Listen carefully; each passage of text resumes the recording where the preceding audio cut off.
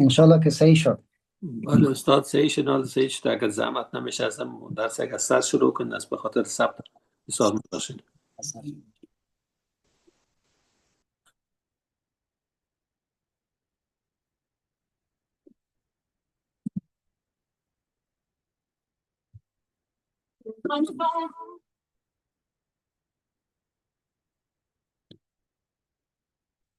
الحمد لله رب العالمين وصلى اللهم وسلم وبارك على حبيبنا محمد وعلى آله وصحبه أجمعين. فأعوذ بالله من الشيطان الرجيم. ولا تنكحوا المشركات حتى يؤمن ولأمة مؤمنة خير من مشركة ولو أعجبتكم ولا تنكحوا المشركين حتى يؤمنوا ولعبد مؤمن خير من مشرك ولو أعجبكم أولئك يدعون إلى النار والله يدعو إلى الجنة والمغفرة بإذنه ويبين آياته للناس لعلهم يتذكرون. نخست هم الله متعالی مجلس ما را وسیله خیر و سعادت و بهروزی بگرداند. دوستای عزیز، در آیت قبل بحث در رابطه با نحوه معاشرت با ایتام و اصلاح امور آنها بود. آیه تلاوت شده به موضوع دیگری از مسائل اجتماعی فقهی می پردازد که همان ازدواج با مشرکات است و ازدواج با مشرکین است.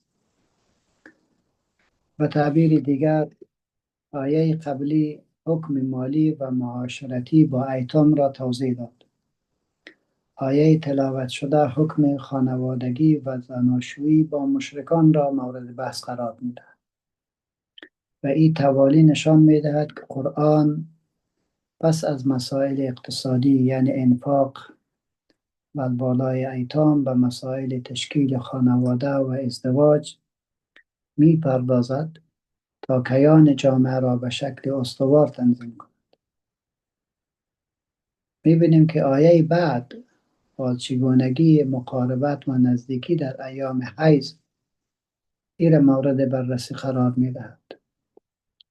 بناهن این آیات در حقیقت با سوره مبارکه ممتحنه که 10 آیه نازل شد با او هم یک رابطه تنگاتنگ دارد. در منابع تفسیری ما می‌خوانیم که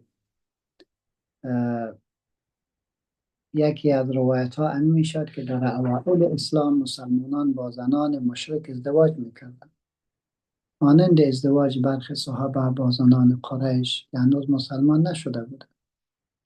یا برخی از مسلمانان تمایل به ازدواج با زنان زیبا و ثروتمند مشرک داشتند و از ازدواج با کنیزان با ایمان که فقیر یا کم جمال بودند خودداری میکردند.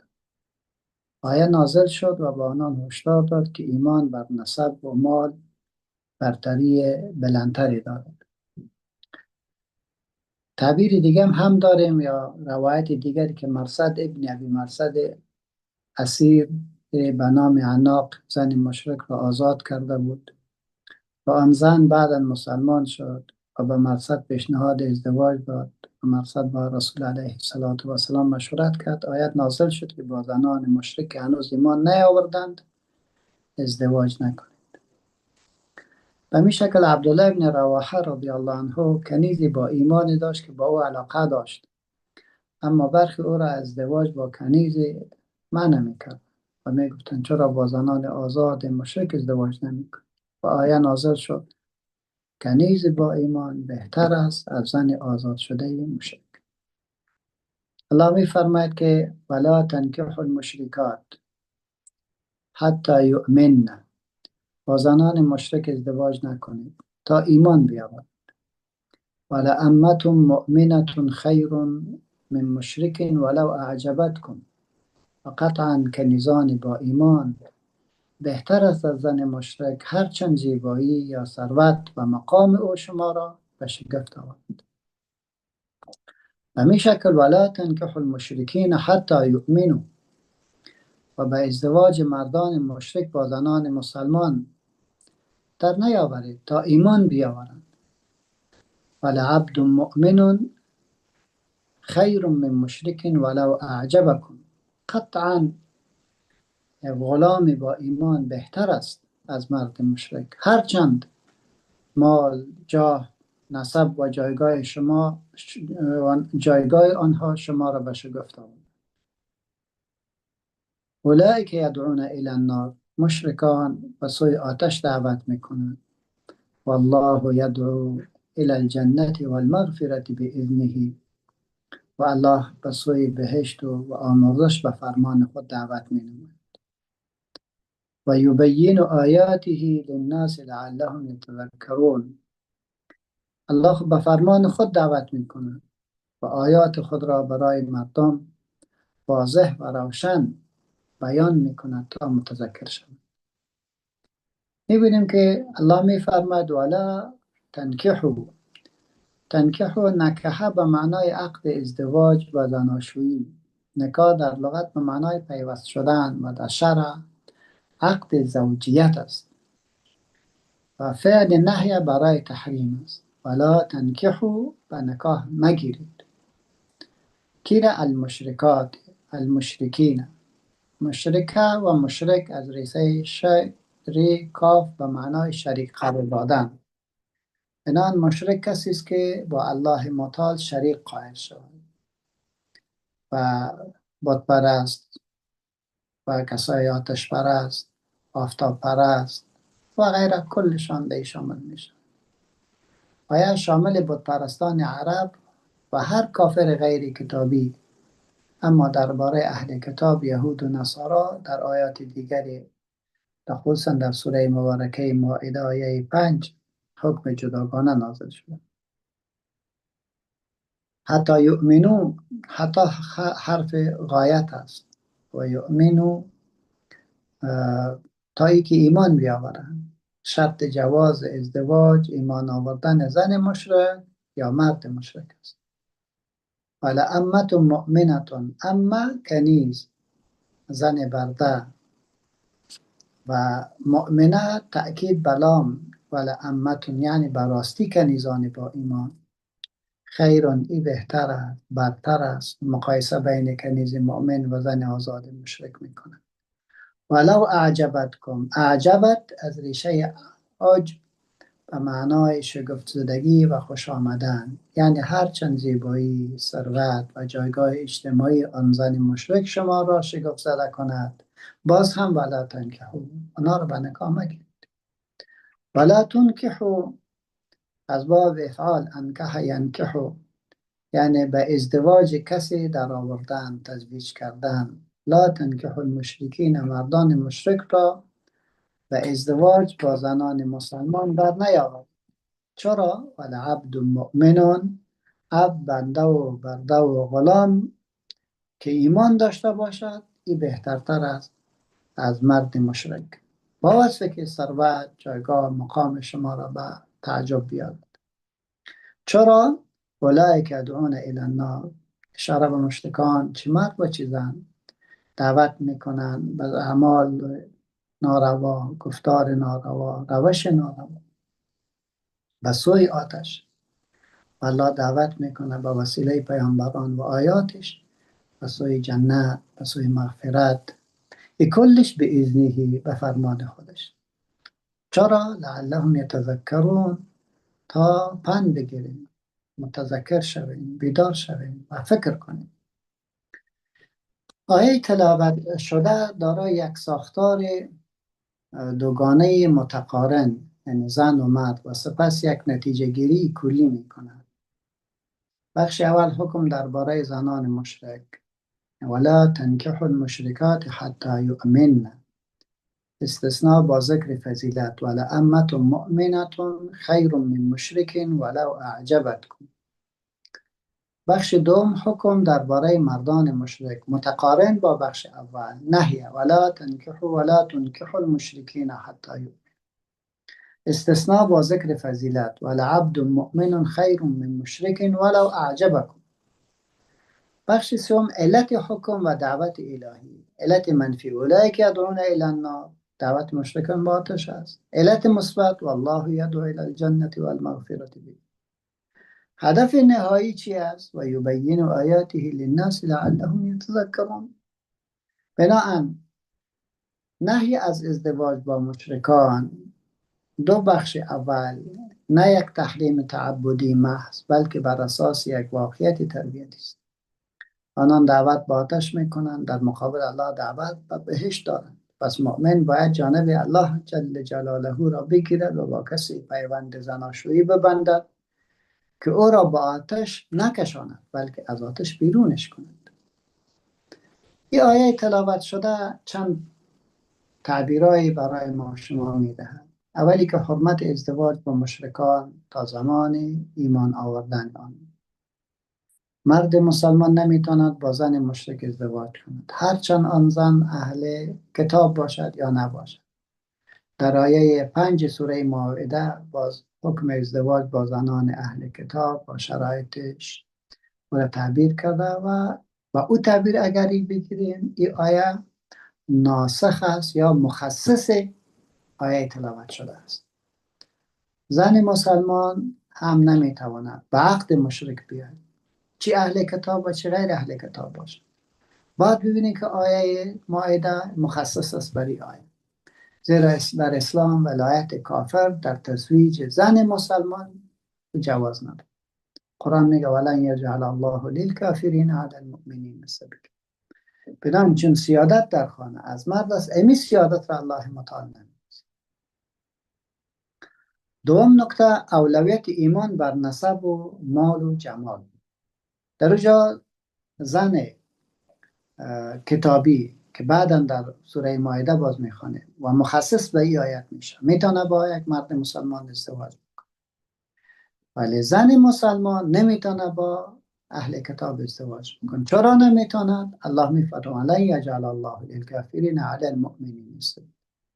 در اینجا همین استیلا و همین قدرت چون بالای در پیش شوهر می بوده باشد و زن تصرفی در اولاد و در زندگی کرده نمیتواند و حتی ممکن توهین و تحقیر چیزا هم بیاید و سبب از بین بردن امور رابطه خانوادگی شود.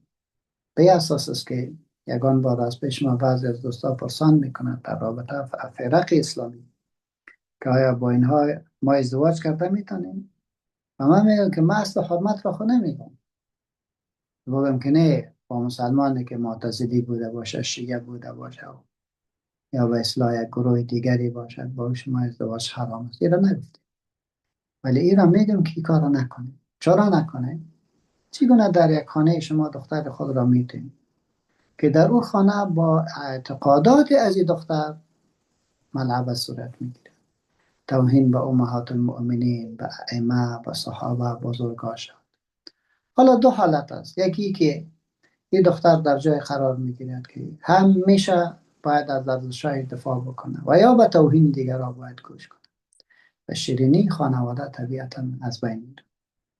و اینقدر ما با این فهم بلند نرسیدیم تا هنوز که بتانیم یک مخالف را بپذیریم و یک مخالف زندگی بکنیم ولو که با فکر موجود نباشیم. نکته دوم میگه اولویت ایمان بر نسب و مال و جمال. الله تأکید میکند ولعمة مؤمنة خیر من مشرک. میفهمن یک کنیز با ایمان از یک زن آزاد شده مشرک بهتر است، هرچند آن مشرک از نظر زیبایی، ثروت یا موقعیت شما شگفت زده بکند شما را. همین حکم برای مردان یک غلام با ایمان بهتر است از یک مرد آزاده مشرک. و علت تحریم هم همه ایست که مشرکان دعوت باتش میکنه اولئک یدعون الی النار، یعنی مشرکان با اعمال، اخلاق، گفتار و روش زندگی خود انسان را به سمت گناه و در نهایت به طرف آتش میکشد. ازدواج با آنان موجب نفوذ فرهنگی دینی در خانواده میشد. در مقابل الله متعال از طریق پیامبران و آیاتش انسان را به طرف بهشت میخواند، به طرف آمرزش دعوت میکند. به این خاطر که پیامبر علیه السلام در حدیث مشهور میفرماید تنکح المرأة لأربع لمالها ولحسبها ولجمالها ولدینها اظفر بذات الدین تربت یداک. زن به 4 سبب مورد ازدواج قرار میگیرد، یا غالبا انسان ها به خاطر از ازدواج میکنند که صفاتی که در برای زن خود انتخاب میکند، به خاطر مالش، به خاطر نسب خانوادهش، به خاطر زیباییش و به خاطر دینداریش. پس تو ای دیندار، ای مسلمان، دیندار را برگزین و کامیابی و سعادتمند خواهی شد که خانواده دیندار را انتخاب کنی. عبارت تریبت یداک در لغت به معنای دستهایت خاک‌آلود باد، اما در کلام عرب تعبیری دعایی یا تأکیدی دارد، یعنی بر تو لازم است یا حتما چنین کن و تأخیر تا خیر ببینی، نه نفرین حقیقی است. رسول ما صلی الله علیه و سلم در جای دیگری میفرماید که الدنیا متاع و خیر متاع الدنیا المرأة الصالحه. دنیا در حقیقت یک وسیله زندگی است که باید انسان سود گرفت و بهره زیبایی گرفت، و بهترین چیزی که انسان را مساعدت میکند و بهره انسان را میدهد همان زن شایسته و زن صالح است. و این دو حدیث در حقیقت معیار اصلی را برای انتخاب به ما شما داد. یعنی به تعبیر دیگری، اگر یک نفر برای زن صفات را قائل شود، 10 صفت را قائل شود، یعنی یک را که آغاز میکنه که پشت 1 2 3 4 نوشته میکنه، یعنی یک باید دینداری باشه. یا به تعبیر دیگری 10 صفات را گذاشتی، کلش در حقیقت 0 است، هیچ معنایی ندارد تا یک پیدا نشود. یکی گذاشتی 2 پیدا میشه، 3 پیدا میشه، 4 پیدا میشه. حالا یک چی است که مبنا است؟ یک دینداری. دینداری پیدا شد بعد از سر صفات 2 3 4 5 کار. اگر دینداری نبود، ولو که صفات دیگری بود، 9 صفات دیگری داشت، هیچ جایگاه نداشت. اینان آغاز کار همانا و از فت بذات دین تریبت. به این خاطر است که خانواده دیندار در حقیقت هر دو طرف تلاش میکنه که رابطه حفظ شود و زیبا و زیباتر شود.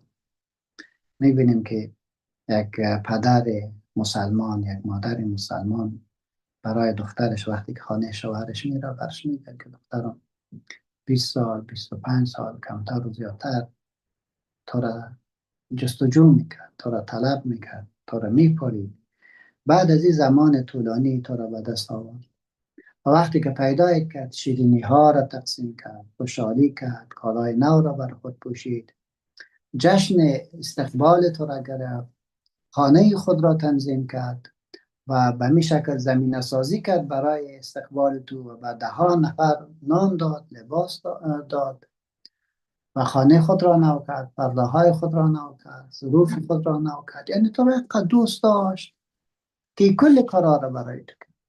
اینان دخترم، تو اگر زیر لحظه به اون طرف یک پدر نو داری، یک مادر نو داری، پدر قبلی، مادر قبلی بسیار جایا می رفتی، مانع تو می شد و نمیگذاشت که تو را هر جای ببرد، بروی، هر لباسی که دلت بوده باشه او را بپوشی، هر جای بشینی و بخیزی، با هر کس صحبت کنی. دنان انتقادات متعددی بر بالای خودت داشت و نمیگذاشت که تو انتقادات متعددی بر بالای تو داشت. مداخله میکرد در پختت، مداخله میکرد در لباست و یکان بار سرت آواز بلند میکرد تو را تا به گریان میآورد. این کلش به خاطر عزت تو بود، این کلش به خاطر عفت تو بود، این کلش به خاطر مقام و جایگاه تو بود. و من یقین دارم که اکنون که چیزی میدانی از زندگی خودت، این کل تهدیدات به خاطر خیری تو بود. اکنون پدر نوت، مادر نوت، خانواده که تو جا میری، کلش در فکر عزت تو، در فکر بلند بودن مقام تو و صلاحیت های تو و جایگاه تو است. بنابراین اینا هم گاهی منع میکنن، گاهی اعتراض سر لباس میکنن، گاهی اعتراض سر پختنت میکنن، گاهی اعتراض سر این میکنن که با این دوستا برو، با این دوستا نرو. این مداخلات به خاطر خرد کردن تو نیست، به خاطر زجر دادن برای تو نیست، این کلش به خاطر حفظ جایگاه و شخصیت تو است. و از طرف دیگر برش میگه که این پدر مادرت کاملا از تو حمایت میکنن، هیچ وقت راز خانه تا بر من نبیار، هیچ وقت از سو استفاده از ما نکنیم. ما بیادر دارم، ما پدر دارم، از من دفاع میکنه. واو، ما هیچ وقت از تو دفاع نمیکنی، را باور داشته باشی. زیرا پدر و مادر نباید مکلفیت دفاع از تو را دارن. شما چی فکر میکنین یک پدر یک مادر اگر به این شکل به دخترش صحبت بکنن و دختر میداند که خانواده به محبت حفظ میشه؟ از این خاطر الله متعالی تأکید میکنه که شما خانواده دیندار را بگیرین، در خانواده دیندار شما با عزت میمونید. و از طرف دیگر امام طبری رحمه الله وقتی که میگه اولئک یدعون الی النار، یعنی مشرکان با اعمال و روش خود راهی را پیش میگیرند که به آتش منتهی میشد و هر کس از آنان پیروی کند طبیعتا به طرف آتش میرود. و الله با دعوت به ایمان و طاعت و بهشت و آمرزش دعوت میکنه. پس چی برد میکنه؟ یک نکته دیگری که قابل بحث خواهد بود فکر میکنم مبحث غلامی و بردگی در اسلام است که از پرسش های مهم و حساس دوران معاصر ماست که به شکل مختصر چند نکته را خواهد داشته باشه. اولی که بردگی یا غلامی یک سنت جهانی پیش از اسلام. اسلام پدیده بردگی را در جهان ایجاد نکرد، بلکه آن را به عنوان یک واقعیت موجود و ریشه که تاریخی که دارد و در تمام تمدن‌های زمان گذشته وجود داشت و این سیستم تقریبا در همه جهان از جمله امپراتوری روم، امپراتوری فارس و خود جزیره عرب رایج بود و منابع مختلف مانند ربودن افراد، اسارت در جنگ، ناتوانی در پرداخت قرض‌ها، این کلش وسایلی بود که برده گرفته می‌شدن. اسلام محصور کردن و حذف کردن تدریجی را در حقیقت شروع کرد، به این معنا که اسلام یک راهبرد اصلی در برابر این معضل اجتماعی و اصلاح گام به گام و تدریجی را برداشت و می‌بینیم که جلوگیری از فروپاشی اجتماعی و اقتصادی هم کرده، چرا که در اون زمان غالباً بردگان بخش قابل توجهی از جامعه را تشکیل می‌دادند که آزادی ناگهانی بدون زیرساخت یک فاجعه اجتماعی را بار می‌آورد. از این خاطر اسلام 5 اصل را برای این معضل اجتماعی پیشنهاد کرد. یکی بستن سرچشمه‌ها. اسلام تمام راه‌های ورودی به سیستم بردگی را مسدود کرد و تنها یک راه باقی گذاشت که اسیران جنگی بود. حتی این مورد هم اختیاری و مشروط بود و مسلمانان می توانستند با گرفتن فدیه یا منت گذاشتن اسیران را آزاد بکنند. و این هم به خاطر ازی بود که مشرکین و در جنگ‌ها مقابل مسلمانان را اسیر می‌کردند. بدان در مقابل از او یک اصل را حفظ کرد، نه به معنای که را تأکید کرده. گشودن درهای آزادی، عمل آزاد کردن یا برده یا عتق به عنوان یک عمل بسیار پسندیده و کفاره گناهان بزرگ مانند قتل خطا میگه برده را آزاد کن، شکستن سوگند میگه برده را آزاد کن، افطار عمدی در رمضان میگه برده را آزاد کن. شما ببینید که در کل راه کوشش میکنه اسلام که این مردم را آزاد بکنه و ثواب بسیار بلند را برشان تعیین میکنه. از طرف دیگر احیای شخصیت و حقوقی انسان، یعنی معیار برتری در اسلام تقوا قرار داده شده و هر گونه تبعیض نژادی یا طبقاتی نفی گردیده است. از این خاطر یا ایها الناس انا خلقناکم من ذکر و انثی و جعلناکم شعوبا و قبائل لتعارفوا ان اکرمکم عند الله اتقاکم. و قوانین وضع شد که رفتار انسان با بردگان را تضمین کرد، به طوری که در برخی از روایات اسلامی میخوانیم که پیامبر میگه اونها برادران شما هستند، بنان از آنچه که میخورین اونها را بخورانید، آنچه که میپوشین اونها را بپوشانید و فوق طاقت اونها را استخدام نکنید. یک ارائه الگوی عملی رسول ما صلی الله علیه و سلم و سلف صالح ما خود با بردگان و غلامان رفتار بسیار زیبایی داشتند و در حقیقت این رفتار زمینه را مساعد کرد به تضعیف امو فشارهایی که بر آنها بود و در موارد متعدد میبینید که اصحاب تحت تاثیر روش رسول علیه السلام و بزرگان از صحابه قرار گرفتند، برده های خود را آزاد میکردند و خانه ها را در حقیقت به شکل سر اونها آباد میکرد که در اونجا ظلم و اشراف نباشد. از طرف دیگر اسلام اومد انسان فروشی به عنوان بدترین کار او را مطرح میکند و خرید و فروش انسان به عنوان یک عمل بد، زشت، مذموم معرفی میکند و کسی که چون این کار میکند از جمله انسان‌های ستمکار و ظالم و بد معرفی میشود. ولی اگر تو سر چرا صریح قرآن و اسلام منع نمیکند؟ من قاعده با صدور یک حکم یا یک بار مخالفت چرا نمیشد؟ بنابراین نظام فقهی اسلامی برای هر واقعه حکم دارد. صرف وجود احکام برای یک پدیده به معنای تایید آن نیست، بلکه به معنای مدیریت آن تا زمان حذف است. همان طوری که حذف صورت گرفت دیگه اسلام به او بر نمیگرد. یعنی امروز که ما میبینیم که به یک شکلی غلامی از بین رفته، به هیچ وجه اسلام غلامی را تایید نمیکنه، به هیچ وجه، و حتی مبارزه میکنه تا بردگی و غلامی که فعلا توسط استعمارهای بزرگ صورت میگیره بسته هم مملکت ها را غلام خود قرار میدن، از اونها اختیارات را میگیرن، سرنوشت تثبیت سرنوشتشان را میگیرن و زیربناهایشان را و مالشان را میگیرد. این کار فعلا وجود داره. وقت یک برده بود ولی کل مملکت ها را میگیره. شما دیدین که روز گذشته بس امریکا رفت یک رئیس جمهورش را گرفت، ثروتشان را گرفتن، تیل ذخایرشان را گرفتن، هیچ کس چیزی نه. به همین شکل غرب در آفریقا چی جنایت هایی نکردن به نام آزادی و دموکراسی. به این خاطر است که اسلام در حقیقت تشویق میکنه که شما یتیم را کمک بکنید، او را کلان نکنید به عنوان یک برده. شما در آزادی قبلا هم تذکر داده. این موضوع واضح شد انشاءالله که اسلام به هیچ وجه بعد از حذف این قضیه بار دیگر به او نمیگه. اسلام بردگی را میپذیرد ولی پذیرشش به اساس یک واقعیت عینی در جامعه.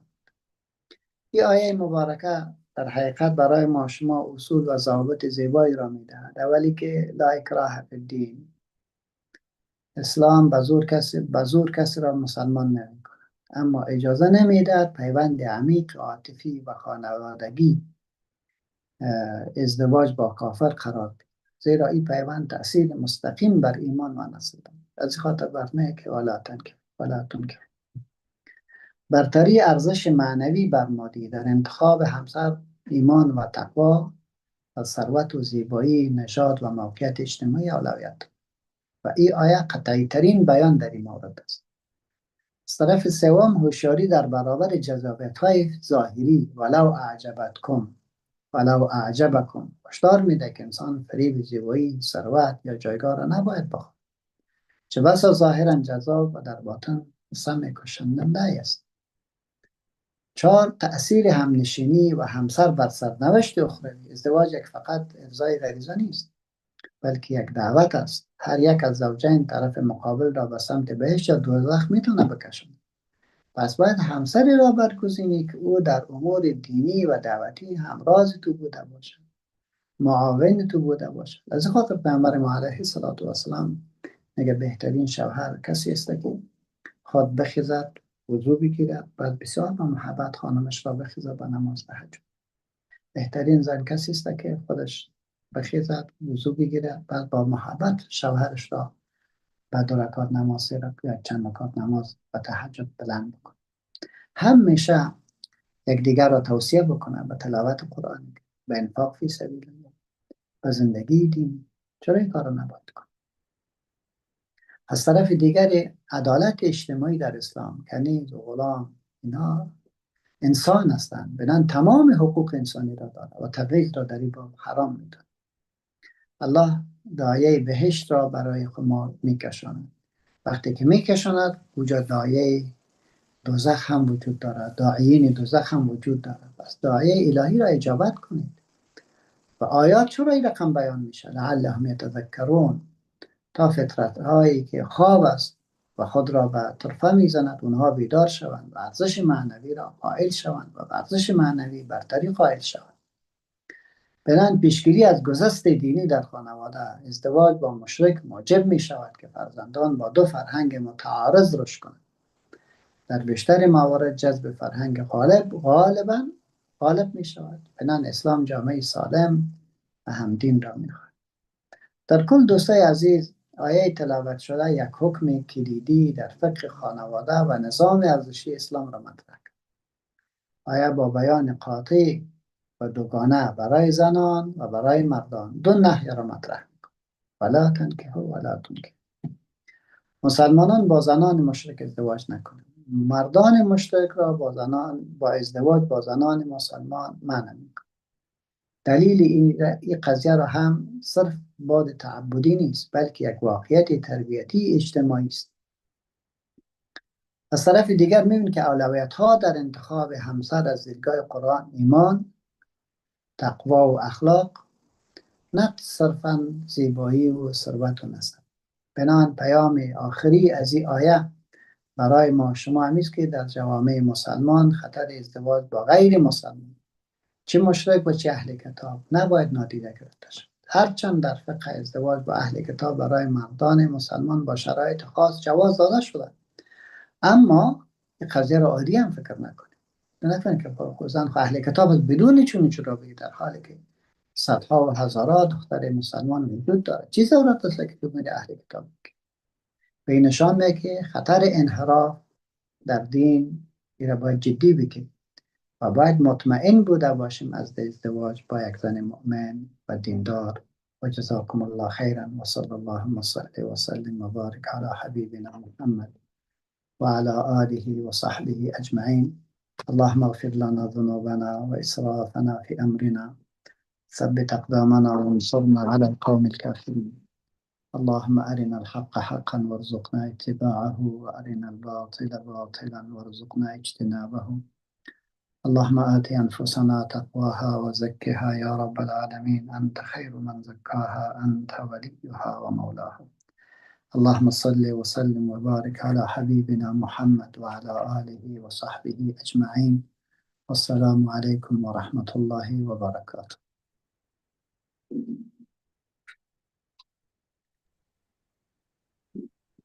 جزاکم الله خیر استاد بزرگوار. دوستان عزیز، اگر راجع به می آیه شما سوال داشته باشین بفرمایید.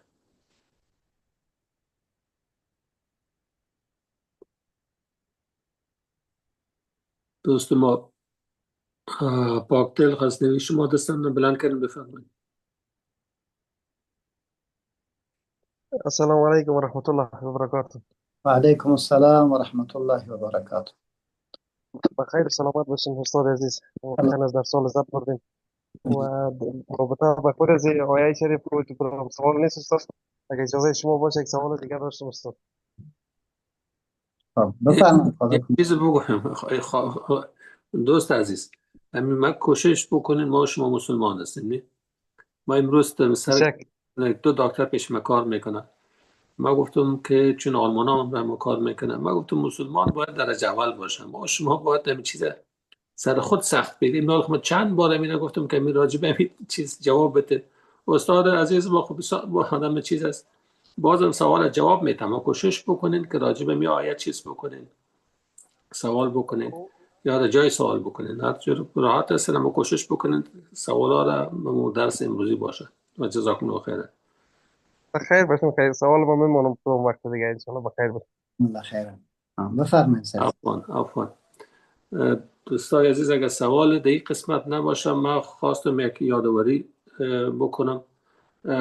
در گروه هم من پیغام دوباره روان کردم. قسمی که همه شما خبر دارین، یک خواهر ما سنشان 23 سال هستند، به سرطان معده مبتلا شدن و ما از دمی گروه برتان درخواست کمک کردیم و الحمدلله 2650 رو ما تانستیم جمع بکنیم در گروه و او را روان بکنیم. البته تداوی از این خواهر ما در افغانستان نمیشه و مجبور هستند که به هند سفر بکنن چون امکانات افغانستان نیست. فلحاظا اگر دوستایی که دوست میخوان که کمک بکنن، بازم ما یک پیغام خواستم روان بکنم و استادم اگر کدام کلم چیز میخوان این قسمت بگن بفرمایید. تشکر استاد، خدا شما را حفظ بکنه و خیر و سلامت باشین. ما و شما مکلفیت داریم که و تعاونوا علی البر و التقوی ولا تعاونوا علی الاثم والعدوان. از طرف دیگر پیامبر علیه السلام میفرماند نقصت مال بصدقه، هیچ وقت مال به صدقه کم نمی شود. از طرف سومش میبینیم که الله متعال برای ما و شما حکم برای کمک کردن و مردم هایی که مستضعف هستند، بیچاره هستند، در این باب جدی میدهد. الله متعال هم ما شما را حفظ بکنه. از این خاطر از همه عزیزا و دوستا تقاضا میکنم که در این باب کمک بکنیم. انشاءالله خداوند متعال کمک هایشان را ضایع نمیکنه. و من احیاها فکأنما احیا الناس جمیعا. اگر شما سبب زنده ماندن یک خواهرتان، یک مسلمان شوید، الله متعال همیشه شما را با عزت خواهند داشت. و جزاکم الله خیرا و بارک الله فیکم و احسن الله الیکم.